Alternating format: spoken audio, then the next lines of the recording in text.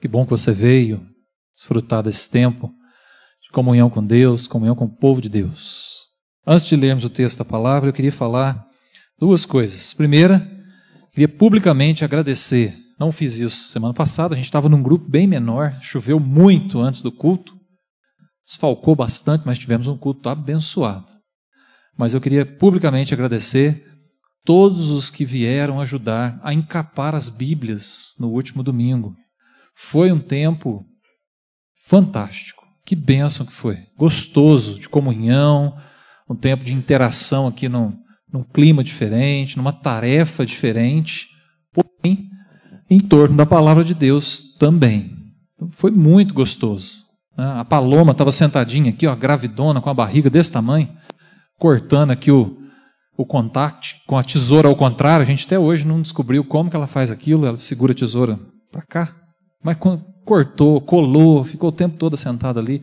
Os demais irmãos aqui, alguns sentados no banco, outros em pé, em volta das mesas.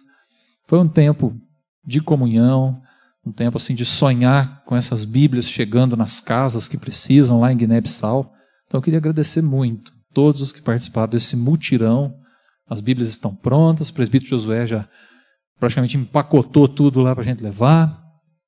Graças a Deus. Muito obrigado por esse apoio também. Também queria dizer que nós estamos com R$21 mil na conta reservada para Guiné-Bissau. Chegaram outras ofertas essa semana. Todo esse valor vai ser dividido entre a família do Simão e a família do Nelo.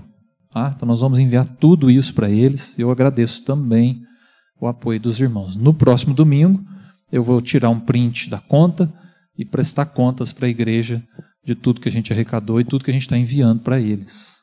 Eu agradeço também esse esforço de investir recurso nesse trabalho que vai acontecer nos próximos dias. Segunda coisa que eu queria dizer, eu queria parabenizar aqui publicamente os irmãos que completaram ou concluíram o curso Perspectivas. Estivemos lá na Igreja Metodista essa semana. Privilegiados foram aqueles que gastaram um tempinho no curso Perspectivas. Que benção, parabéns. O povo de Deus é um povo do conhecimento, é um povo que reconhece que não sabe tudo, que precisa aprender e quando tem uma oportunidade, corre atrás. Se você quer saber como esse curso é bom e abençoa a visão missionária do povo de Deus, converse com quem fez. O presbítero Cleiton fez, a Priscila, o presbítero Eduardo. Chamaram lá na frente a Ana Cecília para receber o diploma. Falei, gente, quem que é essa pessoa? Aí nós fomos lembrar, né? A Cissa chama a Ana Cecília. A Cissa foi lá receber também. O presbítero Marcelo fez o curso, a Adriana, Tiago, a Renata, não sei se eu estou esquecendo de alguém. A Rose e o Rodrigo, o presbítero Rodrigo e a Rosiane também fizeram. Conversem com eles, o ano que vem vai ter de novo. Uma benção.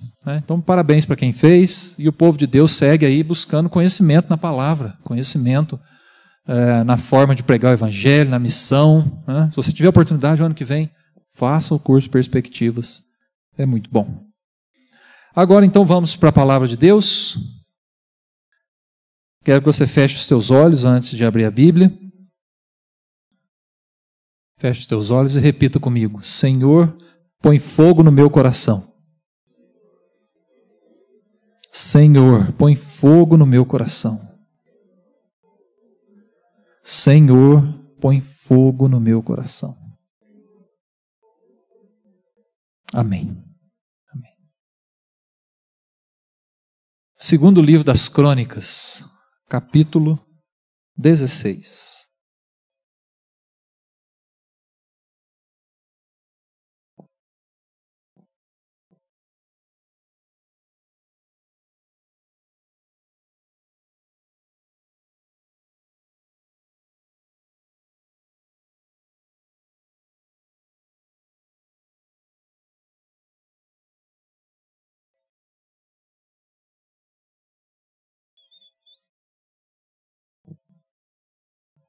Segundo livro das Crônicas, capítulo 16, ainda escuto as folhinhas da Bíblia. Alguém está procurando ainda? Pode procurar que tem.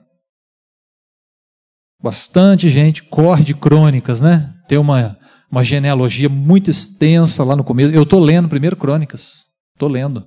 Estou no capítulo 8. praticamente 7 capítulos de genealogia, de nomes, de parentes, a gente descobre muita coisa. Tem gente que foge do livro das crônicas, mas deixa eu dar uma dica para você, leia o livro das crônicas, é fantástico. Fantástico. Segundo Crônicas 16, eu leio com você a partir do versículo 7. Diz assim a palavra de Deus: naquele tempo veio Anani a Asa, rei de Judá, e lhe disse: porquanto confiaste no rei da Síria e não confiaste no Senhor teu Deus, o exército do rei da Síria escapou das tuas mãos. Acaso não foram os etíopes e os líbios grande exército com muitíssimos carros e cavaleiros? Porém, tendo tu confiado no Senhor, ele os entregou nas tuas mãos.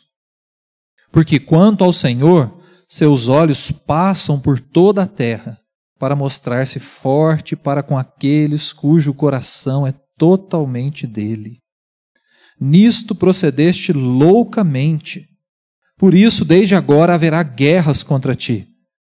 Porém, Asa se indignou contra o vidente, ou profeta, e o lançou no cárcere, no tronco, porque se enfurecera contra ele.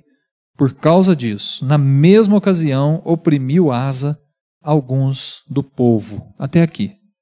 Amém. É bem provável que seja uma história que você não lembra, talvez para alguns uma história nova, mas eu queria contar um pouquinho da história de Asa, ainda na perspectiva de andar no Espírito, que é o nosso tema, e eu queria, com a experiência de Asa, crescer no Senhor junto com você essa noite. Reis e Crônicas são 2 livros que registram a vida dos reis, a vida dos líderes do povo de Deus. E há muitos que foram maus reis. Alguns foram bons reis. Asa é um dos bons exemplos de reinado. Ele foi um bom rei. Se a gente olhar lá no capítulo 14, versículo 2, volta uma folha aí talvez, ou às vezes nem precisa voltar, a gente vai ver o texto dizendo assim: Asa fez o que era bom e reto perante o Senhor, seu Deus. Então nós temos relato bíblico de que Asa foi um bom rei. No capítulo 15, versículo 11, desculpa, não é 15, 11 não. Mas nós temos outro versículo que fala que Asa foi um rei segundo, como Davi, perante o Senhor, como Davi seu pai. Nós sabemos que Asa foi um bom rei. Asa vinha muito bem como rei. Depois, se você tiver oportunidade, leia capítulo 14, capítulo 15, o começo do 16, você vai se inteirar da história de Asa. Asa fez uma revolução no povo de Israel. Asa fez uma reforma religiosa, expulsou os ídolos. Capítulo 14, versículo 3 vai nos dizer isso. Porque aboliu os altares dos deuses estranhos e o culto nos altos, quebrou as colunas e cortou os postes ídolos. Asa já começou seu reinado tomando providências boas, tirando a idolatria do meio do povo de Deus. Capítulo 14, versículo 4, nos diz que Asa ordenou a Judá que buscasse ao Senhor, Deus de seus pais, e que observasse a lei e o mandamento. Chegou para o povo de Deus, primeira coisa, tirou os ídolos. Segunda coisa, chamou o povo, falou: olha, vamos buscar Deus, vamos dar atenção, foco na palavra, no mandamento do Senhor, nós precisamos disso. Uma segunda boa providência que Asa tomou. No capítulo 15, nós vamos ver uma reforma religiosa grande. Asa tem a orientação de um sacerdote, que é o Azarias, filho de Obed. Chega para Asa, para o rei Asa, e diz: olha, o Senhor está falando isso, o Senhor é convosco. Aproveita esse tempo, chama o povo para perto de Deus. Chama o povo para perto de Deus. E ele atendeu a orientação. Atendeu a orientação do sacerdote. Chega no capítulo 15, versículo 16, tem algo até diferente. Asa pune a sua mãe, porque ela insistiu na idolatria. Olha aí, capítulo 15, versículo 16, o que diz? O rei Asa depôs também a Maaca, sua mãe, da dignidade de rainha mãe, porquanto ela havia feito a Aserá uma abominável imagem. Asa destruiu-lhe a imagem que, feita em pó, queimou no vale de Cedron. Ele até deu um pitaco na mãe, né? Deu um pito na mãe, destituiu ela do cargo de rainha mãe, por causa dessa reforma religiosa, para chamar o povo de Deus. Então Asa tomou providências boas como rei, e foi considerado um rei muito bom. Mas, segundo Crônicas 16, de 7 a 10, nos mostra Asa tomando uma decisão ruim, que é o texto que nós lemos. Não sei se vocês perceberam aí, mas só para contextualizar para você, o capítulo 16 vai nos contar que o rei Baasa, que era rei de Israel, cercou Asa, que era rei de Judá. Veio contra o rei de Israel, veio contra o rei de Judá.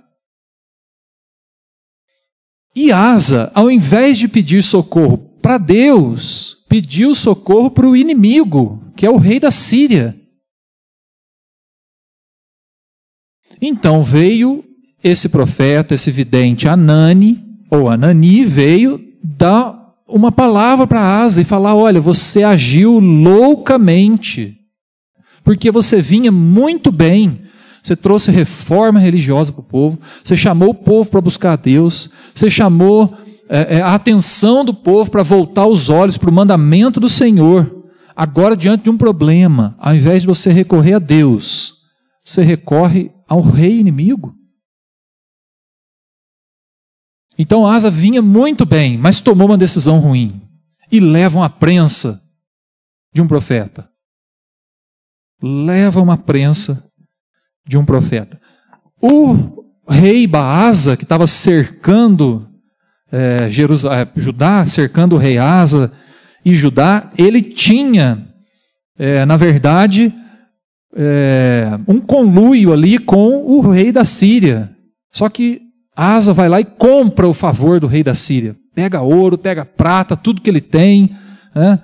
Aquele tipo de coisa que político costuma fazer, né? Comprar o favor dos outros, do inimigo, para tentar livrar a pele dele. E ele faz isso. E o rei da Síria vem, derrota Baasa, que é o rei de Israel, e Asa, achando que fez uma coisa muito boa, vai lá e leva uma prensa do profeta.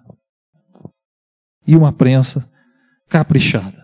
Isso mostra que um rei bom, reconhecido pela Bíblia, que fez o que era reto diante do Senhor, não foi um rei perfeito. Uma pessoa boa, uma pessoa centrada na palavra de Deus, chamando o povo de Deus para voltar para o Senhor, num determinado momento ele errou, ele vacilou. Bem provável que tenha tido outros vacilos também, mas nós temos registro de um. Isso mostra que Asa não foi uma pessoa perfeita. Mas a história de Asa revela algo sobre a vida com Deus, sobre andar no Espírito, que eu queria compartilhar com você. E eu queria que nós crescêssemos na experiência de andar no Espírito a partir da experiência do rei Asa. Primeira coisa que eu queria destacar está no capítulo 16, versículo 9. Olha comigo aí. Diz a palavra de Deus assim: porque quanto ao Senhor, seus olhos passam por toda a terra para mostrar-se forte para com aqueles cujo coração é totalmente dele. Você conhecia esse versículo? Você conhecia esse versículo que declara que Deus está passando os seus olhos pela terra em busca daqueles que são totalmente dele, para mostrar-se forte? Você sabia desse interesse de Deus? De estar em busca daqueles que se entregaram verdadeiramente a Ele. Daqueles que não estão dividindo o seu coração com outra coisa, com outro ídolo. Deus está olhando, fazendo uma varredura na terra, em busca daqueles cujo coração é dele. E o profeta diz isso para Asa. Fala, olha, você veio com o teu coração diante do Senhor até aqui, mas agora você agiu loucamente. Porque Deus está em busca daqueles que são dele, daqueles que se entregam a ele, daqueles que fazem dele o seu Deus, o mais importante, o primeiro.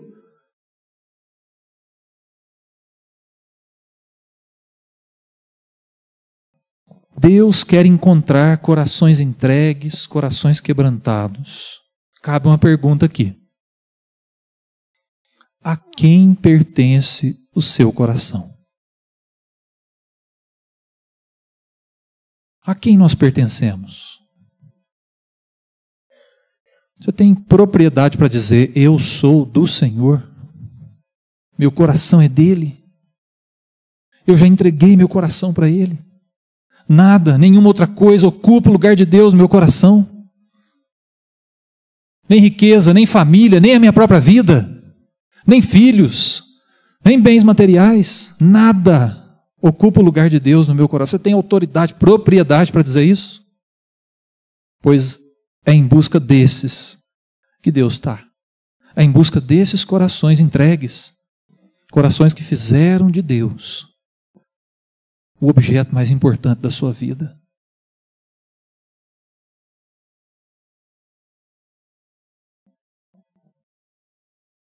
Como saber se o coração é do Senhor? Aí nós precisamos fazer uma avaliação pessoal, interior, e avaliar, somos do Senhor? Nos entregamos a Ele? Certa vez, Moody, um pregador de séculos atrás, fez uma grande pregação para uma multidão.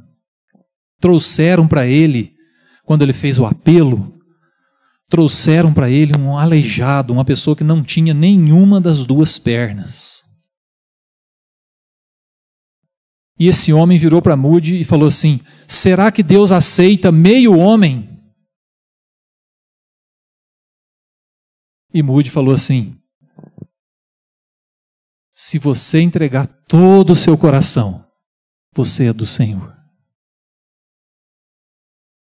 Porque o importante é o nosso coração, é a nossa vida, é o lugar que Deus vai ocupar. Então aquele homem preocupado se Deus ia aceitar meio corpo, na verdade Moody diz, ele quer o coração inteiro, todo o teu coração. Entrega o teu coração. E não importa o tamanho do teu corpo. E esse homem se entregou. Deus tem interesse em revelar-se forte para os seus, mas isso acontece na medida em que somos dele, na medida em que o buscamos, na medida em que o nosso coração é dele. Para esses, Deus se mostra forte.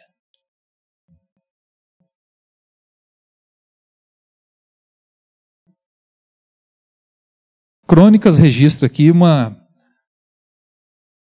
primeira vez que Asa já tinha ouvido falar sobre isso. Foi quando o sacerdote Azarias chamou ele para fazer uma reforma. Eu quero mostrar o versículo para você. Olha no capítulo 15, versículo 2.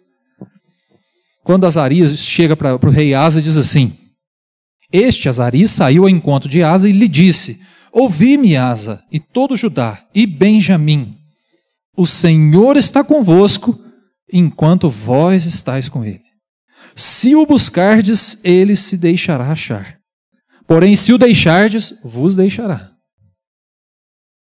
O que a palavra de Deus está revelando? Está revelando que o interesse de Deus em encontrar os corações, ele é contínuo, ele sempre existiu. Deus está em busca de corações entregues, quebrantados. A pergunta é, nós temos o interesse de corresponder? De buscar a Deus também na mesma medida?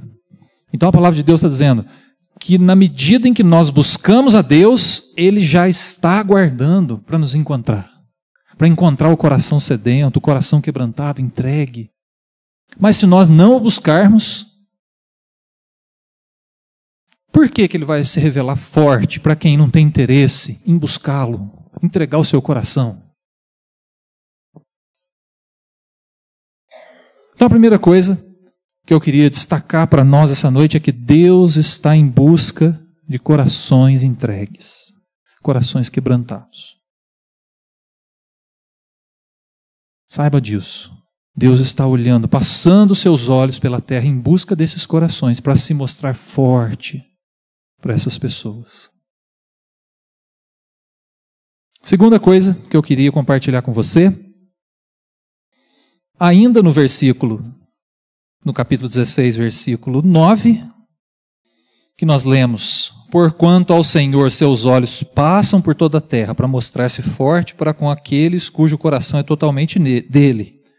Nisto procedeste loucamente, por isso, desde agora, haverá guerras contra ti. E também o final do versículo 7, quando a palavra diz assim: porquanto confiaste no rei da Síria e não confiaste no Senhor teu Deus, o exército da Síria escapou das tuas mãos.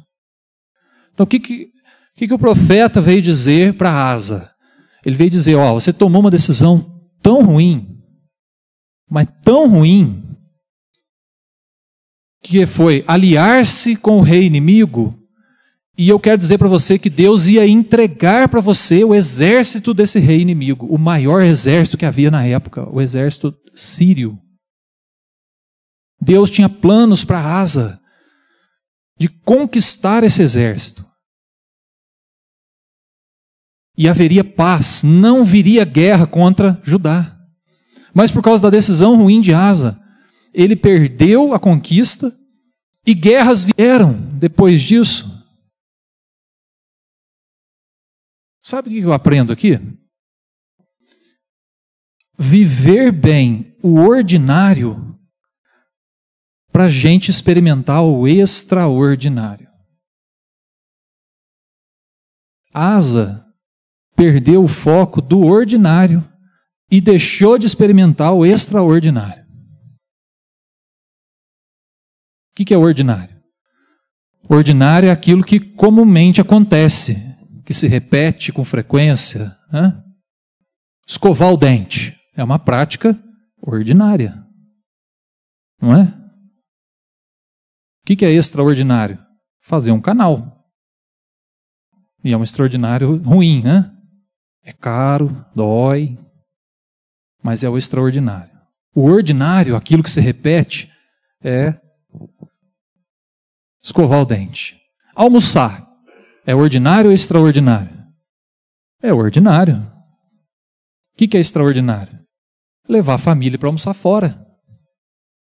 Levar a esposa para almoçar no dia do aniversário de casamento ou para jantar. Isso é extraordinário.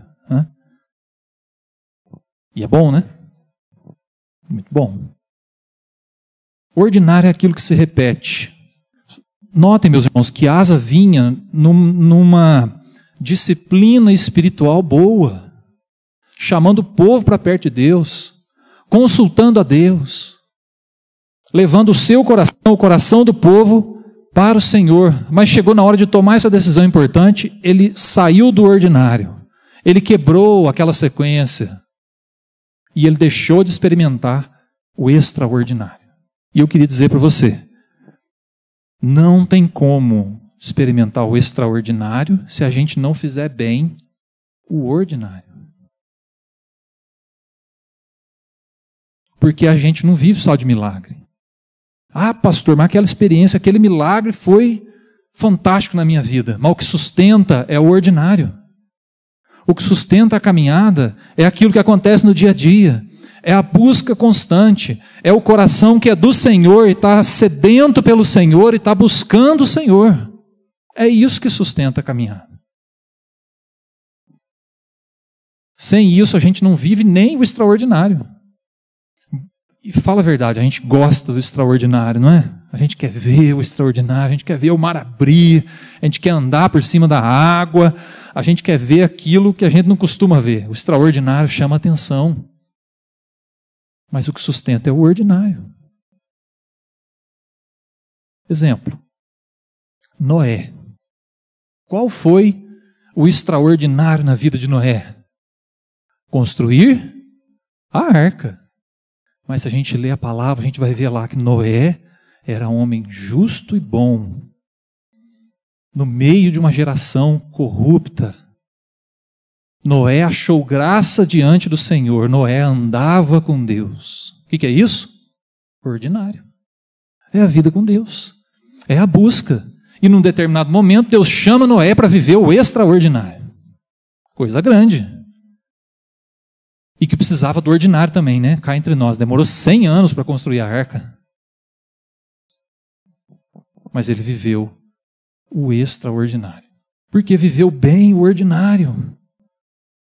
Não tem como a gente querer experiências maiores se a nossa experiência de oração, de leitura da Bíblia, de busca a Deus é falha, é nula, às vezes zero. Como que nós vamos experimentar o extraordinário do Senhor na nossa vida?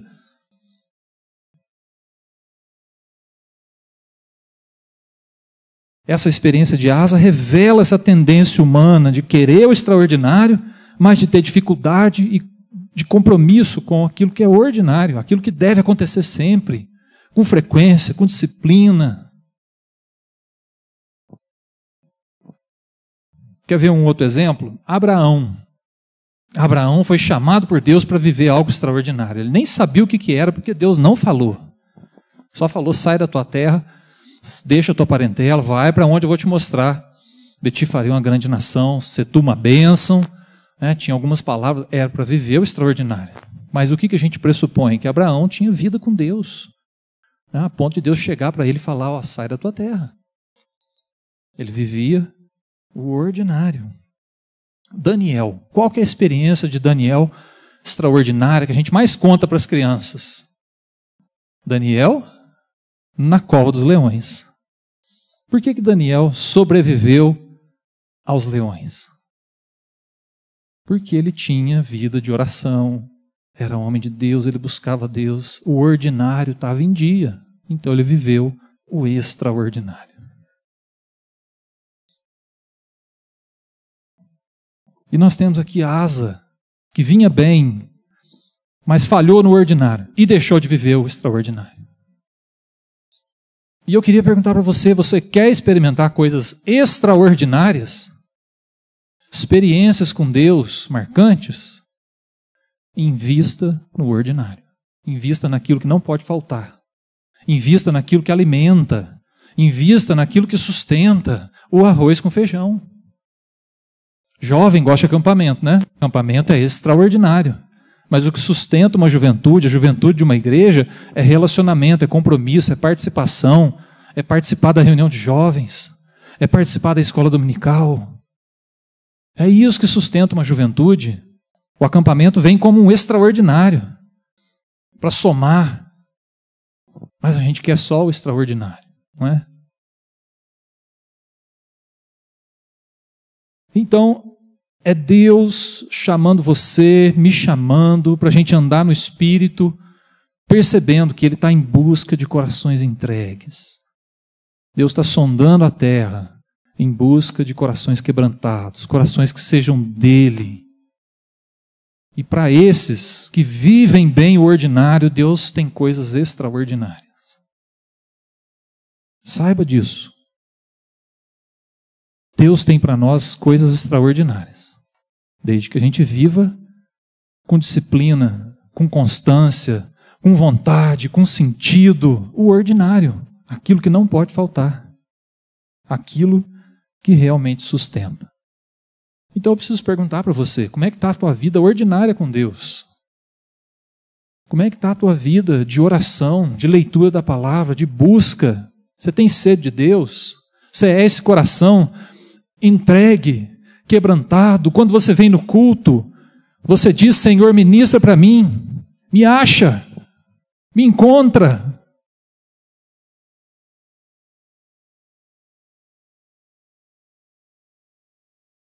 Nós precisamos desenvolver isso, meus irmãos.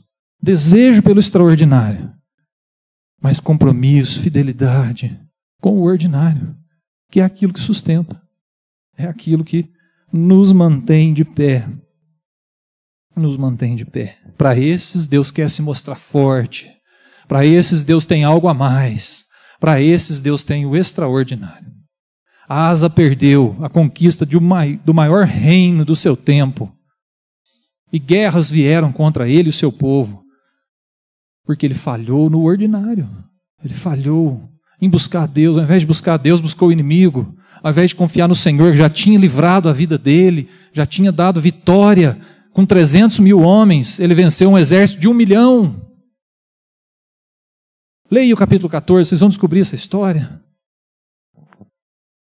O profeta diz isso para ele. Você não lembra aquele exército que você já venceu? Deus não te deu a vitória. Por que você agiu loucamente e não buscou Deus? Esse é o convite da palavra de Deus nessa noite. Viver bem o ordinário para a gente poder experimentar o extraordinário. E Deus tem isso para nós. Amém? Feche teus olhos, quero orar com você.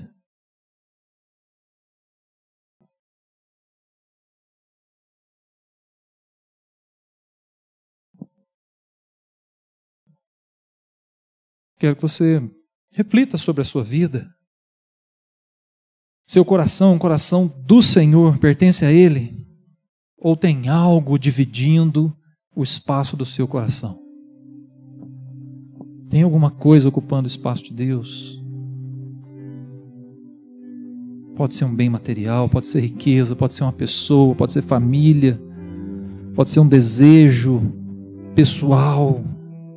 Se isso está ocupando o lugar de Deus, teu coração não é totalmente do Senhor. Coloque-se diante de Deus, entregue teu coração para Ele agora. Declare: Senhor, meu coração é teu, a Ti pertenço. Mas também quero convidar você para refletir. Se o ordinário está acontecendo na tua vida, a busca diária, sedenta por Deus, Sua presença, Sua palavra. Você tem buscado a Deus, você tem sede de Deus, você tem vivido o ordinário na expectativa do extraordinário. Que essa seja a minha, a sua experiência. Um coração entregue a Deus, que pertence a Ele. E uma vida que busca a Deus ordinariamente, diariamente, para que no momento oportuno nós estejamos preparados para o extraordinário. Coloque-se diante de Deus agora em oração.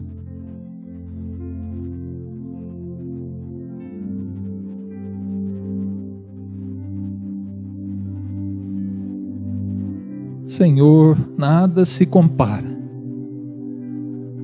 a nossa vida colocada diante dos Teus pés, Pai.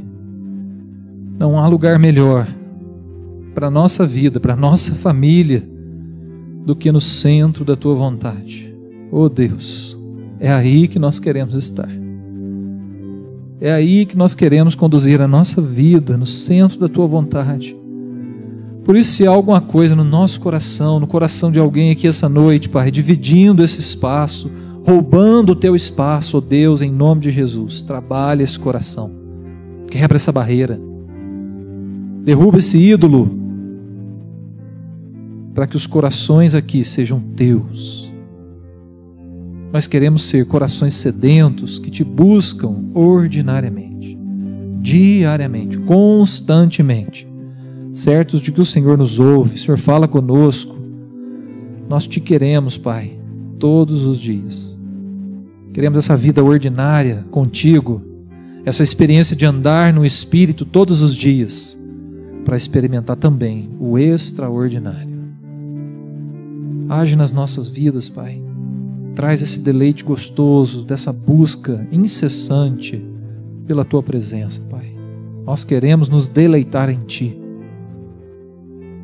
Se tem alguém que tem tido dificuldade para Te buscar, Deus, ajuda essa pessoa, Pai, a ter disciplina, a ter vida de oração, a ter intensidade em buscar a Tua palavra, sede, Senhor Deus, de ouvir a Tua voz. Oh Pai, dá-nos essa experiência de vida ordinária